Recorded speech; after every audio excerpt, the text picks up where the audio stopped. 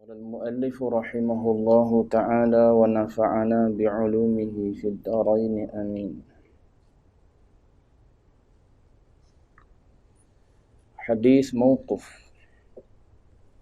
حدثنا محمد بن سلام قال أخبرنا مخلد قال أخبرنا ابن جريج قال سمعت محمد بن الحارث بن سفيان يزعم أن عروة بن عياض أخبره أنه سمع عبد الله بن عمرو بن العاص يقول من الكبائر عند الله تعالى أن يستسب الرجل لوالده. Daripada Abdullah ibnu Amr ibnu al-As radhiyallahu anhuma, beliau berkata, di antara dosa-dosa besar di sisi Allah Ta'ala, bahawa seorang lelaki yang menyebabkan orang lain mencaci kepada kedua-dua ibu bapanya, yakni kerana dia mencaci ibu bapa orang itu terlebih dahulu. Tuan-tuan muslimin muslimat sidang jemaah yang dirahmati Allah sekalian, alhamdulillah, pertama dan selama-lamanya kita panjatkan puji syukur pada Allah dengan izin taufik hidayah Allah Ta'ala. Pada malam ini kita sambung lagi bacaan hadis-hadis yang termaktub di dalam kitab Al-Adabul Mufrad, himpunan hadis-hadis berkenaan dengan akhlak, berkenaan dengan adab yang keseluruhannya perlu ada pada seorang mukmin. Dalam jilid yang pertama ni pun lebih kurang 300 hadis yang dipersembahkan oleh Imam Al-Bukhari rahimahullahu ta'ala, yang andai kita mengambil keseluruhan hadis-hadis ini dan kita pakaikan ia menjadi adab dalam kehidupan kita umat Islam, nescaya umat Islam akan menjadi umat yang paling indah akhlak dan adabnya. Dalam bab-bab yang kita sedang lihat ini adalah akhlak dan adab dengan orang tua, dengan mak dan ayah kita. Dalam bab yang keempat ini, bab pada menyatakan jangan mencaci ibu bapa. Kita dah lihat satu hadis dalam bulan lepas, dan saya dah sebut dalam bulan lepas, boleh jadi mencaci ibu bapa ni secara hakikinya dia adalah jarang berlaku pada kita orang yang ada ilmu sikit sebanyak. Boleh jadi lagi rasa janggal berlaku. Kita yang mengaji sikit sebanyak, melazimi tempat ibadat ni, boleh jadi kita berasa nadir, sangat-sangat jarang kita nak melakukan sesuatu ataupun nak mengeluarkan perkataan yang keji, perkataan yang tak baik kepada kedua orang tua kita. Itu secara hakikatnya. Tapi dalam hadis ini, dia berlaku secara majaz. Maknanya dia berlaku kerana sebab yang kita wujudkan. Apa sebab dia? Sebabnya ialah kita mencaci ataupun kita merendah-rendahkan kedua orang tua orang lain. Itu umpama kita sedang mencaci ataupun merendahkan mak dan ayah kita sendiri. Sama ada secara direct ataupun indirect. Secara terus ataupun secara tidak. Kalau secara terus, maknanya daripada lisan kita terus mencaci mak dan ayah kita sendiri. Kita cerdik mak dan ayah kita. Kita kata dia bodoh. Kita kata dia kurang pandai. Tak belajar masuk U. Tak payah nak ajarlah kita orang mengaji masuk U. Ada ijazah bergulung-gulung. Tak payah nak nasihat lah. Tu secara direct kita sebut pada dia. Boleh jadi kata ulama yang ni nadir. Yang ni jarang berlaku. Tapi boleh jadi berlaku pada kita ialah secara tak langsung. Dengan kita meletakkan ataupun menjatuhkan maruah mak dan ayah orang lain, kita mencaci mak dan ayah orang lain, maka dalam masa yang sama orang tu balas balik apa yang kita sebut, yang kita buat, maka kata ulama tu adalah seperti kita sedang mencaci mak dan ayah kita juga. Itu hadis yang kita dah baca dalam bulan lepas, hadis yang ke-27. Malam ni 28 hadis yang lebih kurang maksud dia masih dalam bab yang sama. Seorang sahabat daripada Abdullah bin Amr bin Al-As radhiyallahu anhuma, beliau berkata, di antara dosa-dosa besar, maknanya min dalam hadis tu, minal kabair tu dipanggil min litab'id. Min litab'id. Biasa orang duk terjemah daripada lah min ni. Tapi sini fungsi dia adalah litab'id. Litab'id ni maknanya dia nak sebut sebahagian. Sebab tu dia terjemah dengan di antara. Ada lagi tak dosa-dosa besar? Ada. Lebih kurang beratus-ratus. Ada ulama bilang beratus-ratus dosa besar. Salah satu daripadanya, ada ulama kata yang ni dosa kepada mak dan ayah ni dosa besar yang kedua. Daripada 200-300 dosa besar, dia duduk nombor 2. Selepas syirik pada Allah Ta'ala. Besar dosa ni. Baik. Minal kabair. Diterjemah dengan di antara. Tu maknanya min tu litab'id. Di antara dosa-dosa besar di sisi Allah Ta'ala, bahawa seorang lelaki, masuklah perempuan, dipanggil pelengkap. Walaupun sini sebut lelaki, tapi masuk sekali perempuan, pelengkap kepada lelaki adalah perempuan. Gitu. Macam dalam hadis, ada hadis yang Nabi sebut, sesiapa yang menjamin untuk jaga anggota yang duduk di antara dua rahang dia, dua rahang dagu, iaitu lidah, dan dia sanggup jaga anggota yang ada di antara dua kaki dia, iaitu faraj, maka Nabi kata, aku nak jamin dia syurga. Disebut dalam hadis tu faraj, tapi pelengkap dia adalah zakar. Gitu, kadang-kadang nak kena faham hadis ni. Pas sini sebut lelaki je, perempuan tak masuk kot. Tak masuk, pelengkap dia. Pelengkap pada perempuan. Pelengkap pada lelaki adalah perempuan. Baik. Lelaki yang menyebabkan orang lain mencaci kepada kedua-dua ibu bapanya. Macam mana? Tu dihurai tu. Yakni kerana dia mencaci ibu bapa orang itu terlebih dahulu. Tu dia hurai tu. Yastasibbur rajulu liwalidihi. Dengan makna kita mencaci mak ayah orang lain, ataupun kita buat sakit pada mak ayah orang lain, maka anak dia balas balik kepada ayah kita, pada mak kita. Tu umpama kita sendiri yang buat khianat pada mak dan ayah kita. Dosa dia, dosa. Dari sudut level dosa dia, gitu. Kita tak buat khianat pada mak ayah kita. Tak pernah perlekeh mak dan ayah kita. Kita sanjung sayang kita pada mak ayah kita. Tapi dengan mak ayah orang, kita tak hormat. Kita pelekeh mak ayah orang. Kita merendah-rendahkan mak ayah orang. Kalau orang tu balas balik pada mak ayah kita, jangan duk marah lah. Sebab dia umpama kita sendiri memperlekehkan mak dan ayah kita. Ni Nabi sebut dalam hadis dia. Dua hadis ni. Kenapa Nabi tak bagi kita caci, maki, buat sakit kepada mak ayah orang lain? Dua hadis ni kata ulama, hadis ni adalah asal kepada sadduz dzara'i'.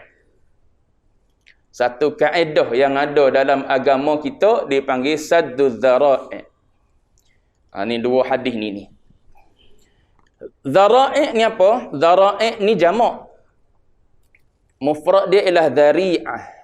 Dzari'ah ni adalah wasilah ataupun sebab. Jalan ataupun sebab yang boleh menyampaikan kepada sesuatu. Sad ni ibarat seperti empangan. Empangan ni maknanya, kalau kita gambar pada empangan betul, maknanya empangan ni tempat orang tahan air. Kalau pecah empangan, jawab dia habis air keluar dalam takungan tu. Mengalir habis masuk dalam bandar lah. Sebab biasa empangan ni air banyak, simpan untuk kegunaan lama. Jadi sadduz dzara'i' ni maknanya kita nak sekat sebab-sebab yang boleh menyampaikan kepada sesuatu yang dilarang oleh agama. Itu dipanggil kaedah sadduz dzara'i'. Banyak antara contoh dalam agama kita, Nabi ajar anak-anak yang berumur 10 tahun. Nabi ajar muru auladakum bis-salah wa hum 7 sinin. Umur berapa ajar semayang? 7 tahun. Kemudian Nabi kata umur 10 tahun boleh dah pukul.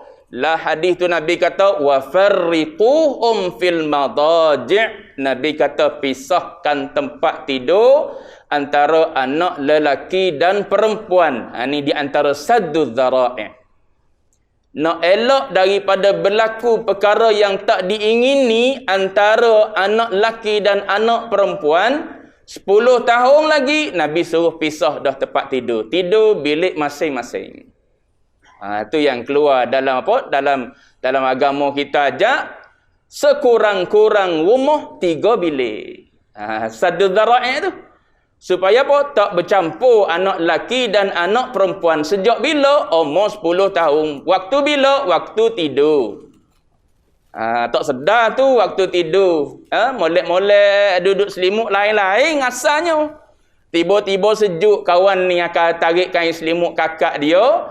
Kawan ni tarik kain selimut abang dia dan sebagainya lah. Duduk dalam satu selimut. Macam-macam boleh berlaku. Walaupun adik-beradik. Keluarlah dalam isu kita hari ni, zaman moden ni, sumbang mahram. Agama sekat awal lagi. 10 tahun tu pisah dah.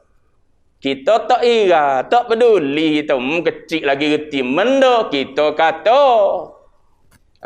Dia lebih liar daripada kita lagi tengok video tu. Dia lebih pandai cari daripada kita lagi video dalam dalam internet tu. Kita buka, cek dalam internet, dia bersih. Tak ada apa-apa. Waktu kita nak tengok, dia buang delete habis dah. Tu cerdik dia dengan kita. Sebab tu Baba Zik masa dia mengajar Masa dia mengajar dia sebut. Dia kata, tu di antara umur yang ulama suruh kita ajar nak umur 7 tahun, umur 10 tahun. Jangan tunggu umur lebih daripada umur yang ditetapkan oleh syarak ajar. Tunggu umur 15 baru nak suruh semayang, dia kata. Kita suruh sepatah, 10 patah, dia jawab. 7 tahun dia suruh ajar, kita biarlah budak kesiannya umur 7 tahun sejuk nak bangun sembahyang subuh. Lepas tu hari Sabtu Ahad pula letih tengok muka anak, kesian pula tengok muka anak, biarlah dia tak sembahyang subuh hari ni. Tunggu hari sekolah ialah dia sembahyang, dia bangun nak pergi sekolah, dia sembahyang subuh. Umur 7 tahun kita kesian. Tunggu umur 15 tahun, kita suruh sepatah, 10 patah, dia jawab.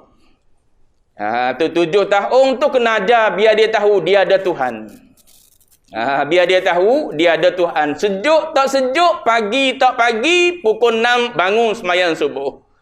Bukan ayah suruh, Tuhan suruh. Seronok tak seronok, tidur adik-beradik, pisah. Laki dan perempuan. Sebab apa? Agama suruh. Sadduz dzara'i' dipanggil. Nak cegah tu, nak cegah benda mungkar. Lepas tu banyak lagi lah. Kenapa agama larang seorang perempuan bermusafir tanpa muhrim? Pun begitu juga nak mengelak daripada berlaku perkara yang tak diingini. Itu dipanggil sadduz dzara'i' tu. Kenapa agama tak bagi, larang? Bahkan ada musafir-musafir tertentu diharamkan. Paling-paling tidak dia kata kena adalah sekumpulan wanita thiqah. Yang boleh dipercayai. Bolehlah kalau nak pergi, tapi syarat kena ada sekumpulan perempuan yang thiqah. Sebab apa? Sebab nak jaga perempuan tu daripada kejahatan-kejahatan manusia. Hari ni kita lepas anak perempuan kita keluar malam-malam tak balik lagi. Jangan pelik. Malam-malam tak balik lagi, tak tahu pergi ke mana. Naik motor dengan anak lelaki orang, tak peduli, kita tak ambil tahu. Contoh ni tuan-tuan tak kata siapa-siapa, na'udzubillah, minta pakat jaga anak perempuan masing-masing. Anak perempuan ni jalan syurga kita, salah satu daripada jalan syurga kita. Jadi kita biar anak perempuan kita menyebabkan berlaku isu-isu sosial hari ni macam-macam. Ikut anak orang ni, ikut kadang-kadang ikut apa? Kadang-kadang bukan ikut orang Melayu kita, ikut orang yang tak kenal. Sebab apa? Orang yang tak kenal tu duk panggil anak kita adik manis, adik manis. Kita duk panggil nama, kita duk panggil mung itu dan sebagainya lah. Panggilan pun tak sedap dah anak kita dengar. Yang ni duk panggil adik manis, adik manis. Tak manis pun berasa manis. Tak berasa daripada tengok muka tak semak kawan ni. Jadi semak dah. Sebab apa? Duk dengar adik manis ni. Habis tergadai segala-galanya sebab tu ya, sebab perkataan je. Tu agama ajar pada kita. Begitu juga kalau saya ambil contoh. Diharamkan oleh agama seorang yang muhrim, seorang yang berihram. Seorang yang berihram memakai wangi-wangian. Tak boleh pakai kan? Kena bayar dam lah pakai. Kenapa? Sedangkan dia adalah harus. Sebelum daripada ihram, pakailah nak pakai sebotol. Habis botol dia lama di baju dia, di tubuh dia. Tak ada masalah. Berihram je tak boleh pakai minyak wangi. Belum daripada tu boleh. Bila berihram, ambil lama minyak wangi, jawab dia kena bayar dam, bayar denda. Kenapa agama tak bagi ni? Larang kita, bahkan mengharamkan seseorang yang berihram memakai wangi-wangian. Saddun lidzari'ah. Kerana nak tutup pintu-pintu, bimbang takut-takut nanti ada yang terjatuh kepada berlakunya hubungan intim suami isteri. Tengok agama ajar. Dalam ihram tak boleh. Ihram haji pula lama. Maka bila duk bau wangi je, sedap bau abang ni. Sedap bau apa? Bau B ke apa panggil? B ke C kau panggil apa? Mak ayahmu kau panggil. Mak ayahmu kasar lah. Muda-muda dulu duk panggil abang. Tua ni ayah mung. Ayah mung pula. Manja juga. Abang juga. Tua pun. Cuma nak sebutnya ialah, bila seorang tu wangi, tertarik, fitrah semula jadi tertarik. Kita lalu kok tepi kalau ada perempuan bau wangi. Kan sedap kita tengok tu. Pas kena yang lawa pula agak galik. Tak ingat dah serban duk atas kepala. Tok Haji kita ni keluar daripada masjid. Tadi duduk depan tu. Orang tu tunggu bah tu adalah perempuan yang wangi baunya. Lupa dah serban besar atas kepala ni. Orang duk tengok, tu Adi ni ada lagi. Ada gata-gata juga lagi ni. Tak sedar serban duk atas kepala kita. Jadi agama ajar awal-awal lagi.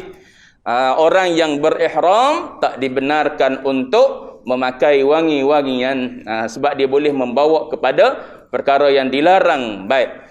Itu di antara beberapa contoh sadduz dzara'i'. Cuma nak sebutnya dua hadis ni antara asal kepada kaedah sadduz dzara'i'. Kenapa Tuhan tak bagi caci? La tasubbul ladzina yad'una min dunillah. Ayat Quran kata, jangan kamu gi caci berhala-berhala yang disembah oleh orang kafir ni. Kita caci tu sebab nak menjatuhkan yang patut jatuh. Yang patut rendah, kita rendahkanlah. Patung apa ni? Duk sembah patung ni. Kita nak angkat yang sepatutnya, yang selayaknya diangkat sebagai Tuhan, iaitu Allah Ta'ala. Tapi Allah Ta'ala kata, la tasubbul ladhina yad'una min dunillah. Ini dipanggil saddud dhari'ah, nak tutup ruang orang-orang kafir mencaci Allah Subhanahu wa Ta'ala. Nah, bermula dengan kita. Jadi Allah Ta'ala larang dipanggil saddud dhari'ah. Baik. Ini dua hadis ni asal kepada saddud dhari'ah. Baik, habis. Bab yang ke-15.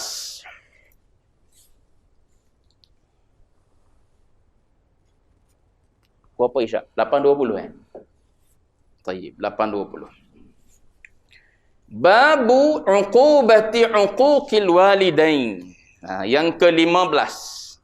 Bab pada menyatakan hukuman kepada orang yang derhaka kepada kedua-dua ibu bapa. 3 hadis biar sempat habis. Hadis marfu'. Haddatsana Abdullah ibn Yazid qala haddatsana Uyainah bin Abdurrahman an abihi an Abi Bakrah radhiyallahu anhu anin Nabi sallallahu alaihi wasallam qala ma min dhanbin ajdaru an yu'ajjala li sahibihi al-'uqubatu ma'a ma yuddakharu lahu min al-baghyi wa qati'atir rahimi.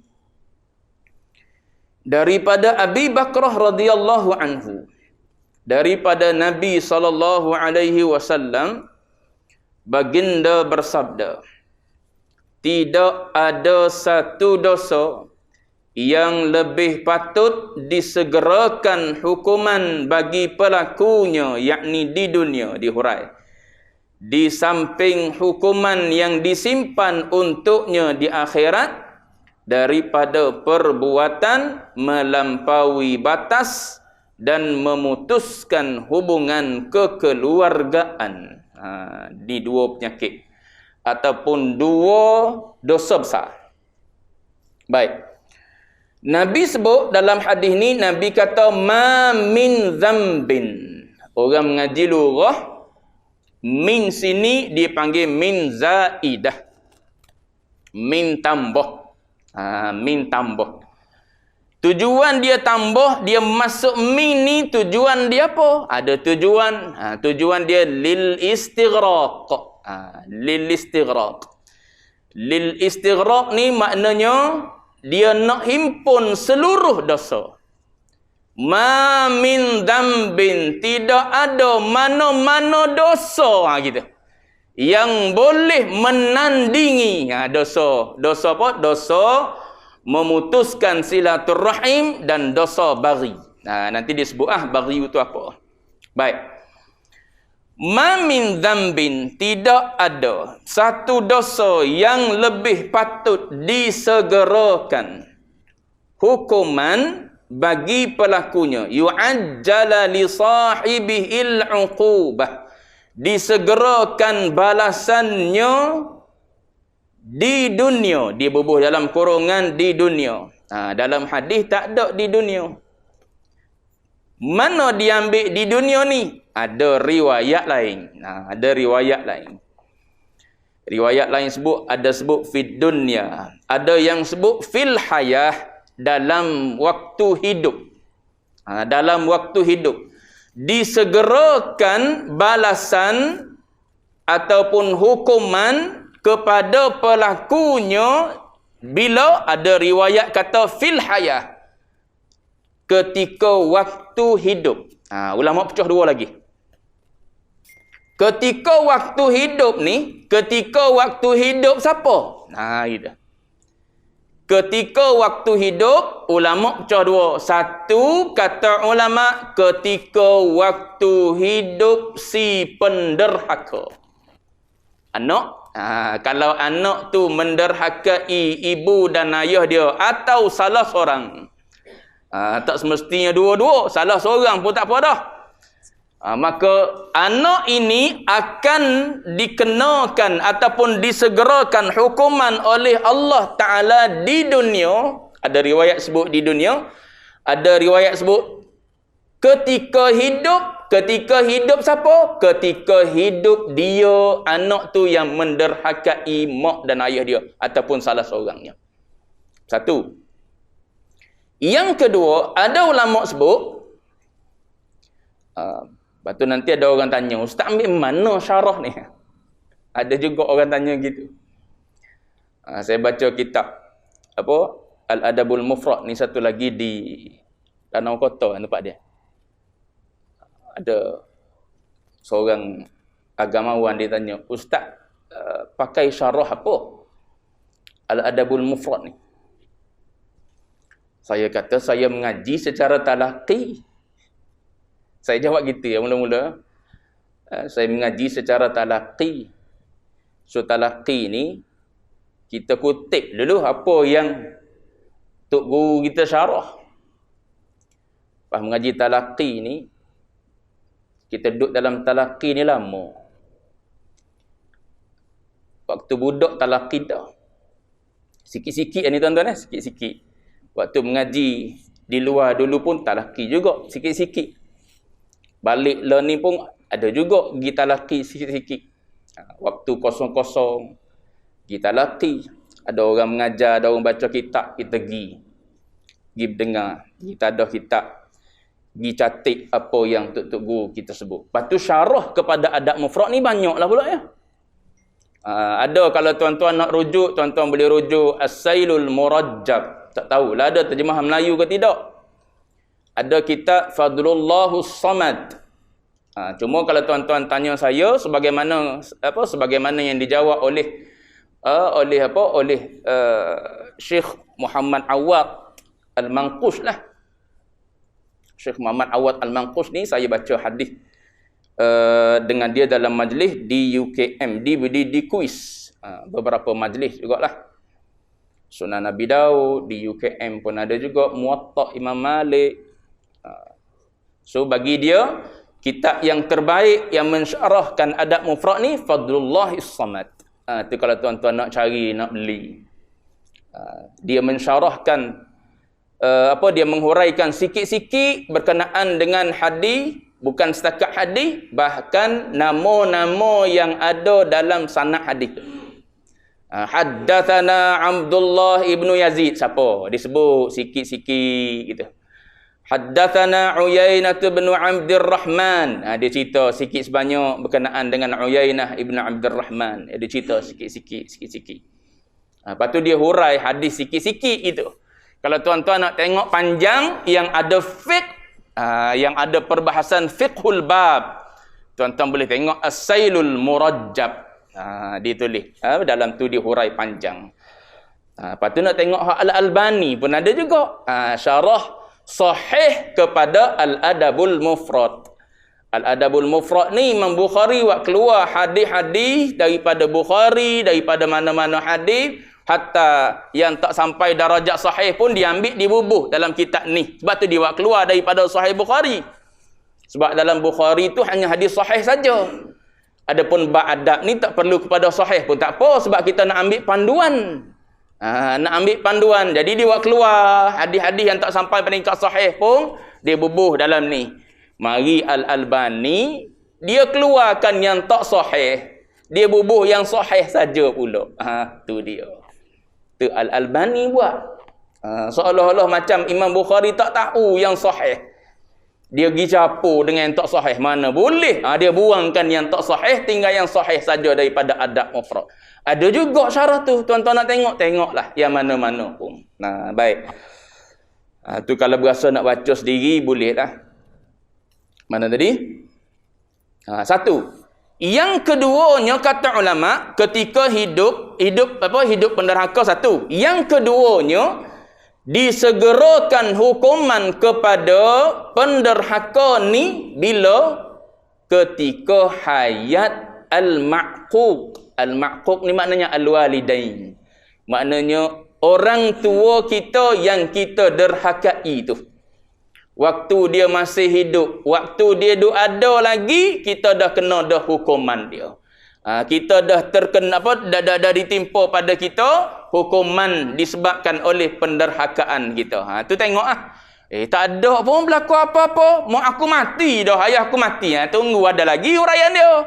Selagi mana kita hidup, selagi tu ada ruang untuk Allah Ta'ala balas atas sebab derhakanya kita kepada dua orang tua kita. Baik. Kalau dah mati nak taubat macam mana? Mak ayah mati dah. Kita baru menyesal. Menyesal derhaka kepada mak dan ayah kita. Orang tanya Abu Laith As-Samarqandi. Orang tanya Abu Laith As-Samarqandi berkenaan dengan seorang anak yang derhaka kepada dua orang tua dia ataupun salah satu.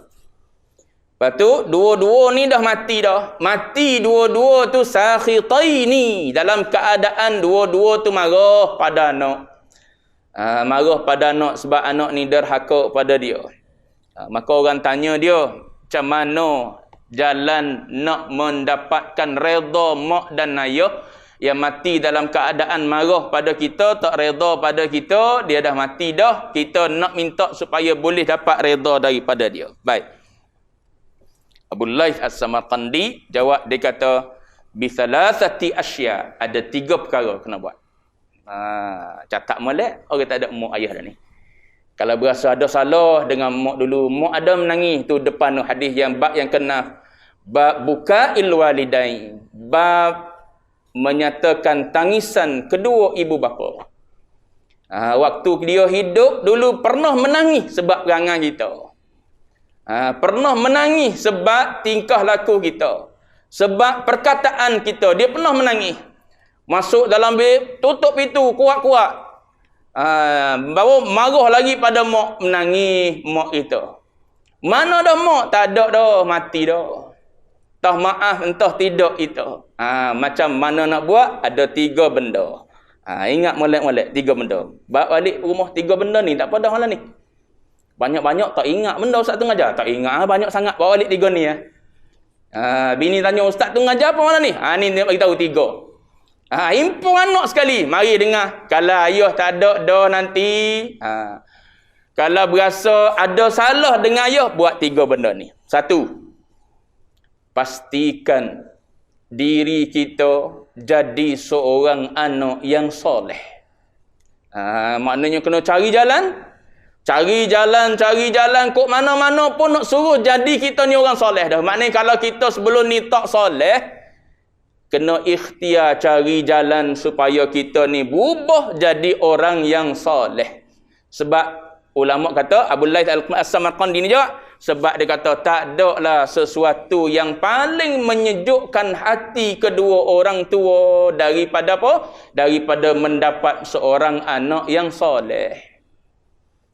Maknanya kalau waktu hidup pun mak dan ayah nak sangat-sangat anak yang soleh, mati pun dia nak anak tu jadi anak yang soleh. Maknanya kalau kita nak mak dan ayah puas hati dengan kita walaupun dia mati dah, berusaha sedaya upaya kita menjadikan diri kita ni anak yang soleh. 1. Yang kedua, isyak dah kita sambung. Gitu. Nombor 2 dia kata menghubungkan silaturrahim dengan kaum kerabat mereka berdua atau salah seorang tu, dan juga teman-teman mereka berdua atau salah seorang. Kaum kerabat dia. Siapa lagi ada? Adik-beradik dia. Gi ziarah. Bawa hadiah. Gi ziarah, bawa hadiah. Bawa hadiah apa yang kita suka orang bagi pada kita gitu. Saya sebut dah. Kaedah dia ialah memberi sesuatu yang kita suka, kita dapat benda tu. Tu baru ya, ni duk beli kain tuala. Beli apa? Kain buat baju kurung. Bisinglah. Apa? Kain buat baju kurung. Dah lah kain buat baju kurung, dia beli yang murah-murah je. Yang 40, 50 je. Kalau dia tak nak 40, 50. Dia nak yang 100, 150. Beli yang tu. Yang kita pun suka dapat yang 150. Beli yang 150 tu bagi pada orang. Baru kena dengan kaedah Nabi kata, la yu'minu ahadukum hatta yuhibba li akhihi ma yuhibbu li nafsi. Apa yang mu suka orang buat padamu, itulah mu buat pada orang lain. Ni dok kita suka boleh benda mahal, kita bagi pada orang kain tuala, 10 kali lak tak kering lagi tubuh. Lak lah kawan ni, pas lak tak kering tubuh. Mai ambil kain tuala lama, dia kata. Beli kain tuala hotel. Gitu. Kain tuala hotel kan sekali lak kering terus. Ni dok kita 10 kali lak duk asah lagi tubuh. Itulah bagi. Pada siapa? Pada orang. Maknanya, kita buat sesuatu tu tidak atas dasar iman. Lepas tu tengok kemampuan lah pula. Yang tu jangan tinggal lah. Cuma nak sebutnya ialah berbuat baik kepada kaum kerabat, menghubungkan silaturahim dengan kaum kerabat, mak dan ayah kita. Kalau ada adik-adik dia lagi. Kalau ada pak saudara dia. Kalau ada apa siapa-siapa yang atas lagi daripada dia, hubung semua sekali. Lepas tu teman-teman dia, dia mengaji mana dulu? Dia mengaji contohnya di universiti ni. Ada teman-teman dia, ada grup WhatsApp dia. Kita hubung. Panggil jamu bagi makan teman-teman dia. Menggembirakan hati ayah kita dengan kita mendekatkan kawan-kawan dia. Baik. 2. Last nak berhenti dah ni. SOP tak boleh lama. Mari boleh tuan-tuan kena, saya balik awal. Nombor 3. Kata Abu Laith As-Samarqandi. Yang ni yang biasa kita dak buat. Istighfar. Minta ampun bagi mereka berdua. Bersedekah untuk mereka berdua. Berdoa untuk mereka berdua. 3. Istighfar, sedekah, doa. Istighfar untuk mereka berdua. Lepas mayang boleh astaghfirullahalazim li wa liwalidayya kan. Wali ashabil huquqi alayya. Tu masuk dah tu orang-orang yang ada hak atas diri kita, orang yang kita umpat, orang yang kita caci, minta ampun juga untuk mereka tu. Tu masuk dah mak ayah kita. Tasadduq, bersedekah. Bersedekah bagi pihak mak dan ayah kita, pahala minta sampai kepada mak dan ayah kita. Tu buat tahlil tu salah satu daripada jalan tasadduq tu. Bersedekah, kita panggil orang mari ke rumah kita baca ratib tahlil.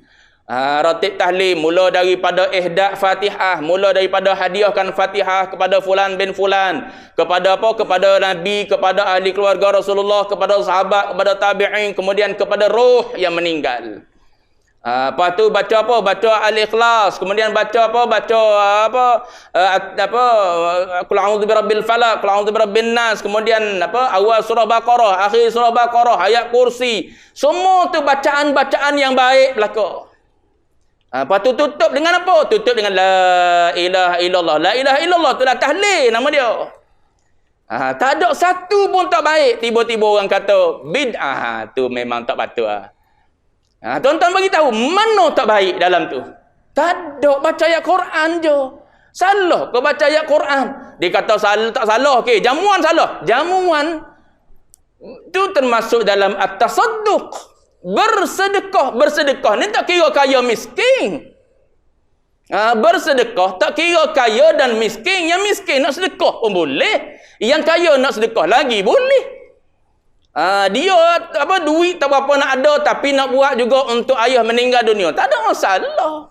Kita pergi, dia jemput makan atas jalan tasadduq. Dia bersedekah dengan tujuan niat dia sampai kepada mak dan ayah dia, maka kita pergi makan, tak ada masalah. Cuma sebahagian daripada agamawan kita tak berapa setuju. Tak apalah, biarlah dia tak setuju. Kita yang setuju ni pakat buat lagi. Cuma nak sebutnya, salah satu jalan daripada apa? Daripada mendapat redha kedua orang tua kita yang dah meninggal ialah tasadduq, bersedekah bagi pihak mereka. Kemudian doalah pada mereka, minta supaya dilapangkan kubur, diangkat darajat dan sebagainya lah. Baik. Tu orang tanya Abu Laith As-Samarqandi. Nak berhenti dah. Mana tadi? Okey, disegerakan hukuman kepada orang yang menderhakai kedua orang tua ni di mana? Di dunia. Di dunia, ketika hidup lagi sama ada dua. Ketika hidup penderhaka tu ataupun ketika hidup mak dan ayah dia. Baik. Ma'ama yuddakharu lahu, bahkan bukan setakat tu. Bukan setakat di dunia saja disegerakan. Ingat, ada juga hukuman yang disimpan untuknya. Mana ni? Min adzabil akhirah, iaitu di akhirat. Tu dosa besar. Mana ni dia kata dua ni yang disegerakan ni? Satunya dia kata al-baghi. Baghi satu, qati'atir rahim dua. Baghi ni apa? Baghi ni dia terjemah sebagai melampaui batas. Ni pesanan tiap-tiap minggu ni. Innallaha ya'murukum. Dalam khutbah tu tuan-tuan baca last sekali tu al-wal baghi. Ya'idzukum la'allakum tadhakkarun. Wal baghi. Disebut baghi-baghi ni apa? Melakukan kezaliman. Buat zalim pada orang. Buat zalim pada orang ni, kenapa dia jadi dosa besar yang disegerakan? Sebab dia termasuk dalam bentuk takabur kita. Sesama makhluk. Dia termasuk dalam bentuk kibir. Dalam bentuk menyombong. Dalam bentuk takabur. Dalam kitab penawar dulu kita duk baca dah. Takabur ni adalah pakaian Tuhan, bukan pakaian kita. Tidak pakaian kita adalah kehinaan. Pakaian Allah Ta'ala al-kibriya'u ridai wal-'azamatu ridai. Baik. Yang kedua, qati'atur rahim. Yang kedua dosa besar juga yang disegerakan di dunia. Yang ni, yang memutuskan hubungan kekeluargaan, memutuskan hubungan rahim. Dalam hadis ni Nabi guna. Rahim ni maksud dia siapa? Dawil arham. Mana-mana saja yang ada hubungan rahim dengan kita, dekat ataupun jauh, diharamkan kahwin ataupun tidak, dia termasuk ni dalam qati'atur rahim ni. Tak ada beza tu. Ulama sebut menghubungkan silaturrahim adalah wajib hukum dia. Tapi bukan maksud menghubung tu kena telefon tiap-tiap hari. Tak. Bukan maksud menghubung tu kena balik tiap-tiap minggu, hari Sabtu Ahad kena balik. Tidak. Sekarang ni zaman lagi canggih. Tuan-tuan boleh buat VC je. Buat VC dengan mak. Ajar mak tolong buka VC. Tolak mak. Mak tolak sini. Tolak. Boleh nampak muka mak. Tapi kalau mak letak tak kena gak, nampak siling, nampak bumbung atas. Kalau dipandang letak, nampak muka dia. VC orang canggih hari ni bukan setakat kita dengan dia, boleh invite lagi adik-beradik kita yang lain. 10 orang boleh tidak tahu. 5 orang cakap dengan mak kita, 5 beradik, mak kita seorang, ayah kita seorang. Cakap masing-masing duduk jauh belakang. Tu zaman canggih hari ni pun tak buat juga. Tu kita. Asyik-asyik duk telefon bini je.